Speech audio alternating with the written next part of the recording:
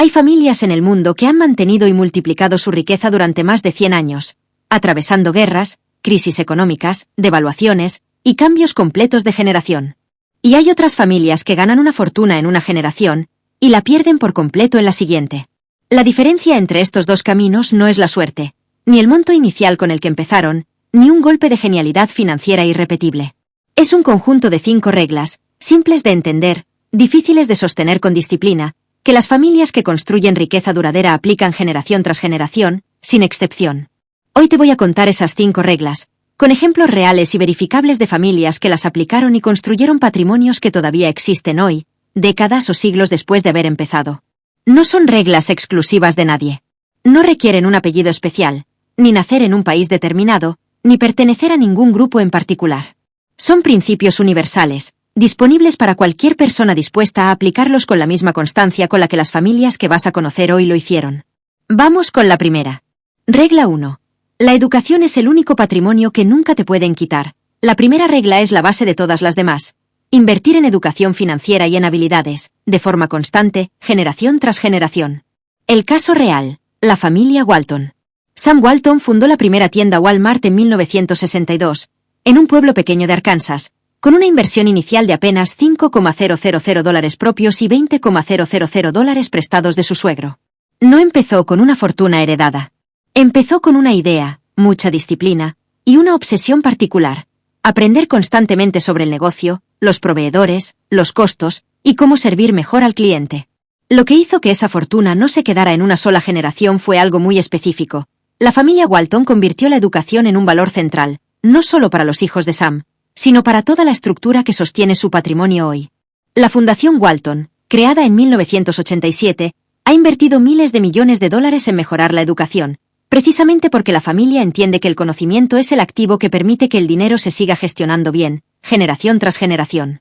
Hoy, más de 60 años después de esa primera tienda, la familia Walton sigue entre las más ricas del mundo, con un patrimonio combinado que supera los $200,000 millones de dólares. Y la razón no es solo que heredaron acciones de Walmart. Es que cada generación se preparó para administrar, entender y hacer crecer ese patrimonio, en lugar de simplemente recibirlo. Porque la mayoría de las fortunas no sobreviven a la tercera generación. Existe un patrón documentado en estudios de patrimonio familiar a nivel mundial. Una proporción muy alta de las fortunas familiares no llega intacta a la tercera generación. La primera generación construye el patrimonio con sacrificio y disciplina. La segunda generación, que vio de cerca ese esfuerzo, generalmente lo mantiene. Pero la tercera generación, que nació ya con comodidades y sin haber vivido la etapa de construcción, es la que con más frecuencia pierde lo que las 2 generaciones anteriores construyeron. ¿Por qué pasa esto? Porque cuando el dinero llega sin que la persona haya desarrollado el conocimiento, la disciplina y los hábitos necesarios para administrarlo, ese dinero se comporta como cualquier recurso sin un cuidador capacitado, se agota. Por eso las familias que rompen ese patrón hacen algo distinto desde el principio. No le entregan el patrimonio a la siguiente generación sin antes haberle entregado, primero, la educación necesaria para sostenerlo. Lo que esto significa para ti, sin necesitar una fortuna que heredar. Tal vez no tienes una empresa que pasarla a tus hijos ni una fortuna acumulada todavía. Pero el mismo principio aplica exactamente igual a cualquier nivel de ingreso. Lo que inviertes en tu propia educación financiera hoy es lo que va a determinar si el dinero que ganes durante tu vida se queda contigo y crece, o se va de las manos sin dejar nada construido. Imagina 2 personas que ganan exactamente el mismo salario. Una dedica un par de horas al mes a aprender sobre cómo funciona el interés compuesto, cómo evitar deudas de alto interés, y cómo invertir de forma sencilla y diversificada. La otra nunca le dedica tiempo a ese aprendizaje. En 5 años, no es la suerte la que separa sus resultados financieros. Es la educación que una decidió construir y la otra decidió posponer indefinidamente. El principio detrás del caso. La educación financiera no es un lujo para cuando ya tengas dinero. Es la herramienta que determina si el dinero que llegue a tus manos, sea mucho o poco, se mantiene o se evapora. Mientras otros activos se pueden perder, devaluar o confiscar, lo que sabes sobre cómo administrar, invertir y multiplicar el dinero te acompaña sin importar lo que pase a tu alrededor. Por eso las familias que construyen riqueza duradera invierten tanto en la educación de cada nueva generación como en sus propios negocios. Regla 2. El dinero debe trabajar, nunca dormir. La segunda regla es un principio que cualquier inversionista exitoso repite de una forma u otra. El dinero que no está generando más dinero es, en términos prácticos, dinero perdiendo valor. El caso real. Warren Buffett y el principio del empleado. Warren Buffett, uno de los inversionistas más exitosos de la historia, aprendió este principio de su mentor, Benjamin Graham, en sus primeros años en el mundo de las inversiones. La idea es simple de decir y poderosa de aplicar. El dinero debe tratarse como un empleado. Si no está trabajando para ti, generando más valor, entonces tú estás trabajando para él. Buffett ha repetido durante décadas que mantener grandes cantidades de dinero sin invertir, simplemente guardado, es una de las formas más silenciosas de perder poder de compra con el tiempo, porque la inflación erosiona ese dinero año tras año mientras no genera ningún rendimiento que la compense. Lo que significa, en la práctica, tratar al dinero como un empleado. Piensa en cualquier empleado que contratas para tu negocio o tu hogar. No le pagas para que se quede sentado sin hacer nada. Esperas que ese empleado produzca algo, que genere valor a cambio del salario que recibe. El dinero funciona exactamente bajo la misma lógica. Cada dólar que tienes guardado sin ningún propósito productivo es, literalmente, un empleado al que le estás pagando para que no haga nada. Y peor aún, mientras ese empleado no produce, la inflación le va restando capacidad de compra cada mes que pasa, como si le estuvieras pagando un salario que se reduce solo, sin que tú lo decidas. Las familias que construyen riqueza duradera revisan constantemente dónde está cada parte de su dinero y qué está produciendo. No dejan grandes sumas estancadas por si acaso, sino que mantienen solo lo necesario en liquidez inmediata, y todo lo demás distribuido en instrumentos que generan crecimiento real. ¿Cómo se ve esto en la práctica? Sin necesitar ser millonario. Este principio no requiere fortunas para aplicarse. Aplica exactamente igual si tienes $100,000 o si tienes $100. Imagina que tienes $200 guardados en una cuenta bancaria tradicional que paga apenas el 1% anual de interés. En 10 años, ese dinero apenas crecerá $220, y mientras tanto, la inflación promedio en muchos países latinoamericanos ha sido considerablemente más alta que ese 1%, lo que significa que en términos reales, ese dinero pierde poder de compra cada año que pasa. Ahora imagina ese mismo dinero invertido en un instrumento diversificado con un rendimiento promedio del 8% anual. En esos mismos 10 años, los $200 se convertirían en aproximadamente $430. La diferencia no es magia. Es la consecuencia directa de dejar que el dinero trabaje en lugar de dejarlo dormido. Lo que pasa si ese hábito se repite mes tras mes, no una sola vez. El ejemplo anterior usa un solo aporte inicial. Pero el verdadero poder de este principio se nota cuando conviertes en hábito mensual el acto de poner tu dinero a trabajar, en lugar de hacerlo una sola vez. Si en lugar de invertir $200 una sola vez, inviertes $30 cada mes durante esos mismos 10 años, al mismo rendimiento promedio del 8% anual, terminarías con aproximadamente $5,500. De esos, el dinero que realmente aportaste de tu bolsillo fue de $3,600. El resto, casi $2,000, los generó exclusivamente el hecho de haber mantenido ese dinero trabajando de forma constante, mes tras mes, sin interrupciones. El principio detrás del caso. Las familias que construyen riqueza duradera no acumulan dinero estático en cuentas que apenas cubren la inflación. Tienen el dinero distribuido en inversiones diversificadas, negocios productivos y activos que generan valor de forma constante. El dinero siempre está en movimiento, siempre creciendo, nunca completamente quieto. Regla 3. Las crisis son oportunidades disfrazadas. La tercera regla es la que más le cuesta a la mayoría de las personas, porque va en contra del instinto natural ante una crisis. El miedo.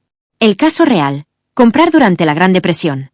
Durante la Gran Depresión de 1929, mientras millones de personas en Estados Unidos perdían sus casas, sus negocios y sus ahorros, hubo inversionistas que tomaron una decisión radicalmente distinta a la del pánico general.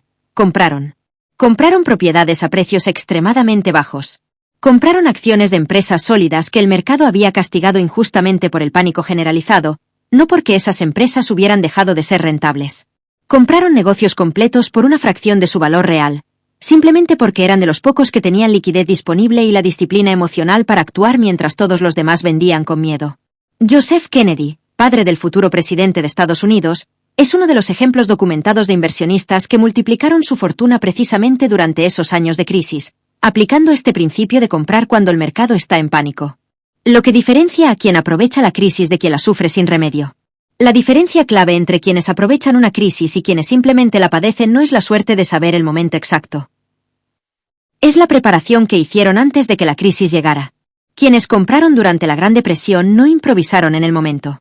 Habían mantenido parte de su capital en liquidez, disponible, en lugar de tenerlo todo invertido al límite o gastado por completo. Cuando la oportunidad apareció, en forma de precios deprimidos por el pánico generalizado, ya tenían los recursos listos para actuar, mientras la mayoría de las personas, sin ningún colchón, se veían forzadas a vender lo poco que tenían, exactamente en el peor momento posible. Esto revela algo crucial sobre esta regla. No se trata solamente de una actitud mental positiva frente a las crisis. Se trata de una preparación financiera concreta, hecha con anticipación, que te permite tener opciones cuando la mayoría se queda sin ninguna. Crisis más recientes que siguen el mismo patrón. Este patrón no es exclusivo de 1929. Se ha repetido en cada gran crisis financiera moderna. Durante la crisis financiera de 2008, cuando los precios de muchas acciones de empresas sólidas cayeron drásticamente por el pánico generalizado del mercado, quienes mantuvieron la calma y compraron activos de calidad a precios reducidos vieron, en los años siguientes, una recuperación y un crecimiento considerable en el valor de esas inversiones.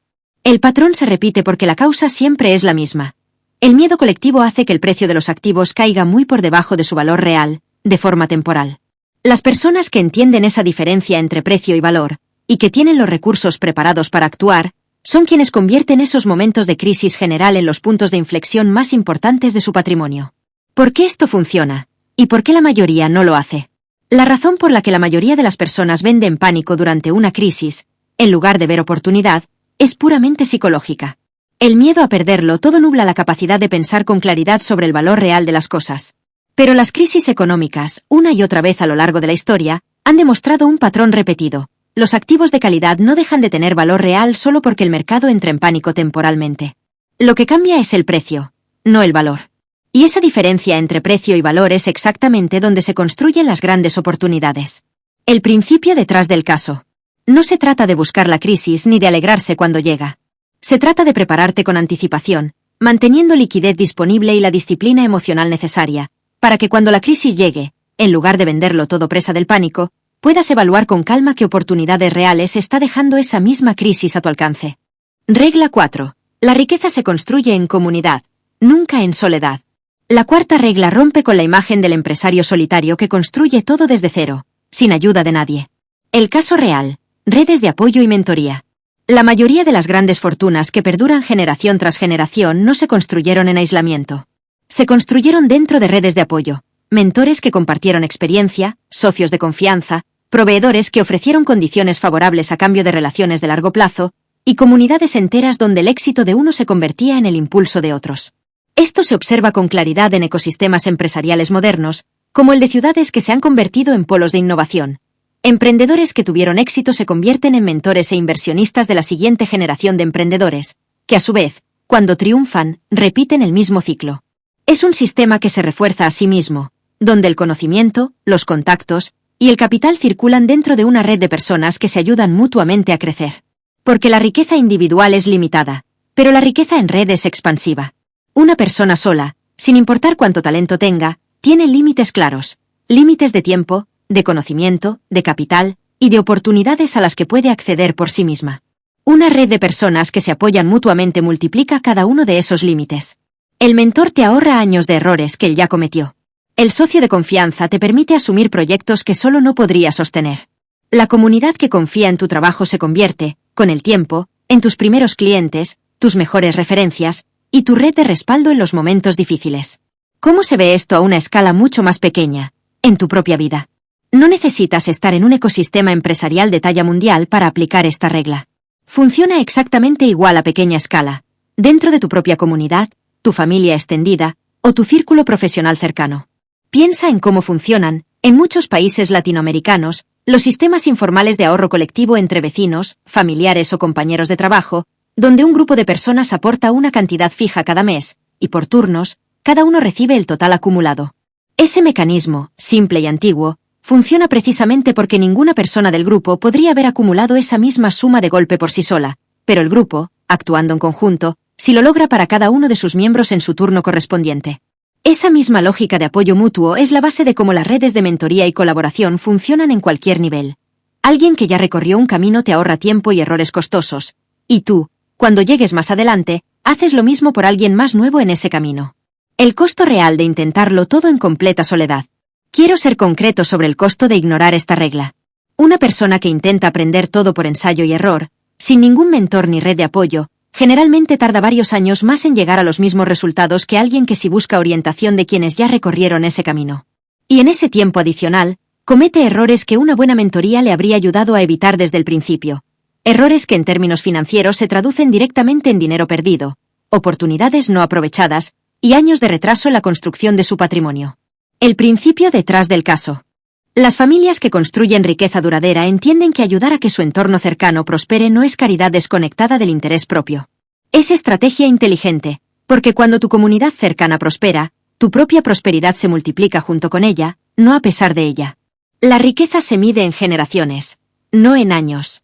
La quinta y última regla es la más poderosa de todas, y la que distingue de forma más clara a la riqueza que dura de la riqueza que se evapora en una sola generación.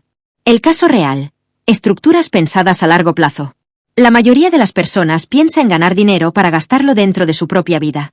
Las familias que construyen riqueza duradera piensan en sistemas que sigan generando valor para sus hijos, sus nietos, y las generaciones que todavía no han nacido. Esto se refleja en decisiones muy concretas. En lugar de simplemente repartir dinero entre herederos, estas familias crean estructuras como fondos familiares, fundaciones y empresas con gobernanza clara, diseñadas específicamente para que el patrimonio no dependa de las decisiones individuales de una sola persona, sino de un sistema que sigue funcionando incluso cuando cambian las personas al mando.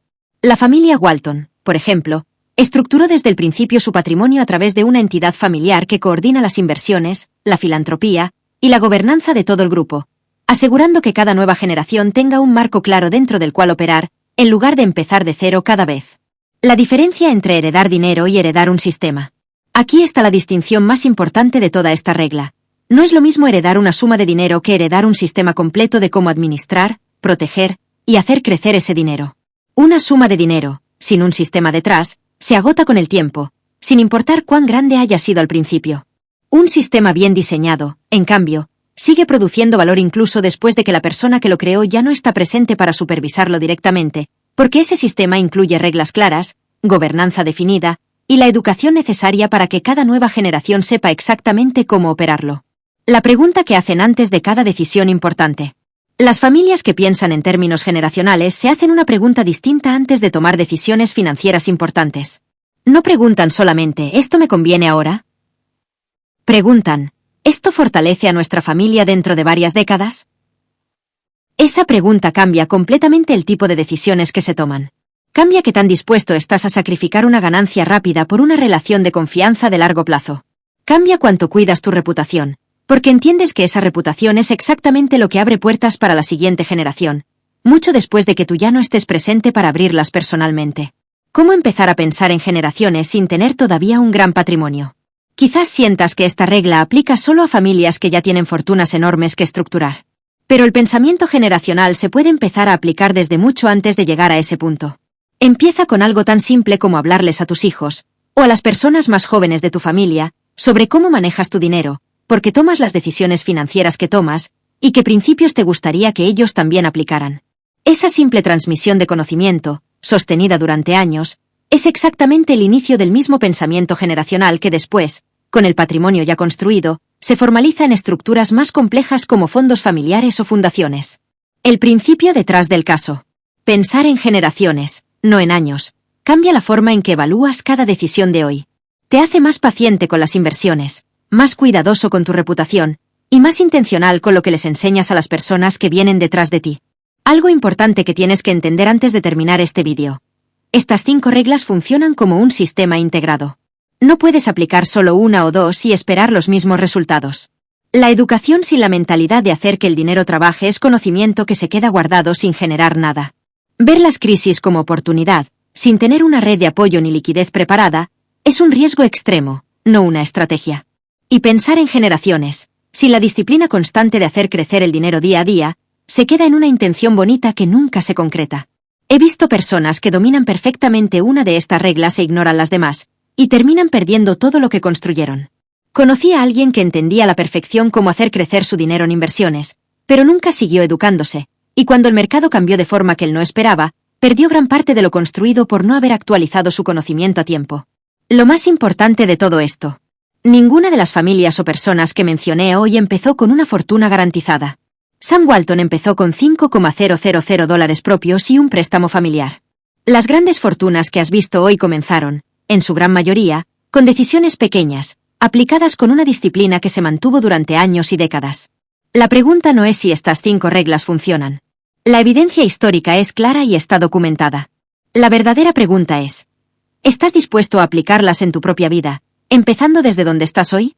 La acción de hoy. No te voy a pedir que apliques las 5 reglas de golpe esta semana. Te voy a pedir algo más simple y concreto.